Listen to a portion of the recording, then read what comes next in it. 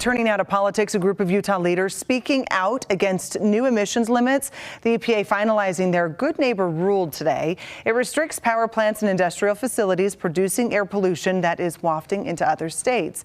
Now, 23 states, including Utah, have to submit plans to protect neighboring states' air. If the EPA doesn't approve of these plans, then federal limits will come into play in May. A joint statement from Utah's state leaders says this will force Utah's power plants to close and endanger our power sources. New developments from the legislative session as Governor Spencer Cox signs 176 new bills into law. A number of them meant to protect the state's natural resources, like House Bill 220. It launches a state-sponsored study of emissions coming from U.S. magnesium. A recent national study finding the pollution from that facility behind as much as 25% of our winter inversion. House Bill 491 creating a Great Salt Lake Commissioner role. They'll be responsible for overseeing and advising all decisions related to the lake. This is just one of a few recent efforts from lawmakers to protect the massive body of water.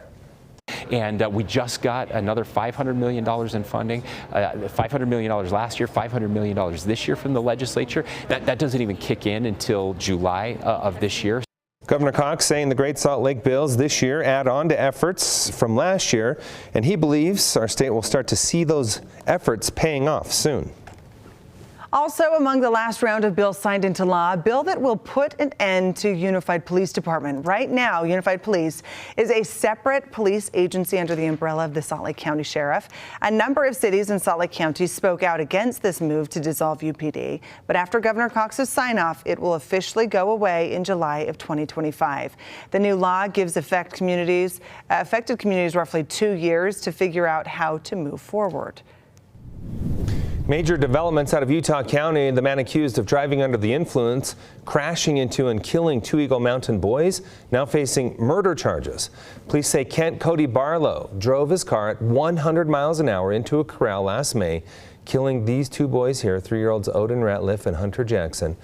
The state of Utah amending its court filing today, saying Barlow showed, quote, depraved indifference to human life. He was officially facing charges of manslaughter before. Barlow said to appear in court tomorrow for a hearing that will likely address the evidence behind these new charges. And new information this afternoon, a judge will soon decide whether or not a mother accused of killing her children will face the death penalty. Lori Daybell in court today. She and her husband Chad charged in the deaths of Lori's 2 children and Chad's first wife. Now at a hearing, attorneys saying so much new evidence has been introduced in recent weeks, and that means they do not have a fair chance to persuade a jury against sentencing Daybell to death. The judge will issue his decision next week.